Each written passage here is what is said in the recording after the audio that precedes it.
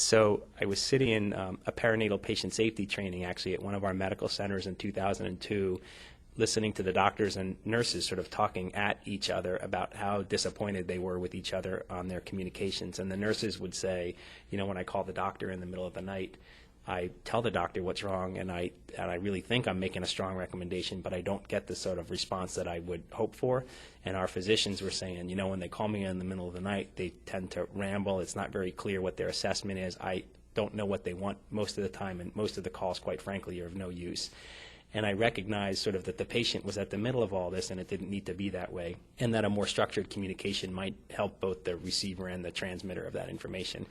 So I reflected on how we would make similar conversations in the Navy. Now, of course, we weren't helping moms give birth to babies, but we were doing important things across some hierarchical structures that existed within my submarine, for example, where someone very low on the totem pole needed to communicate mission-critical information to someone higher on the totem pole in a way that got prompt action. And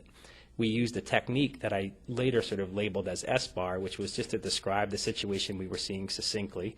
give a little bit of a background so the person hearing the information had the context,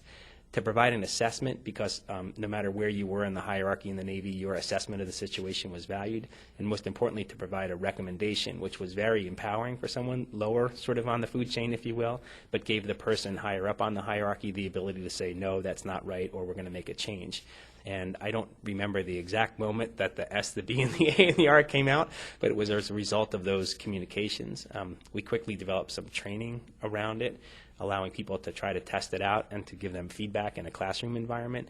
And I didn't really think it was going to go much further than perinatal patient safety, and soon it was sort of everywhere, and now we're using it to write emails to each other, and people are using it during handoffs and transitions in care, so it really has caught on.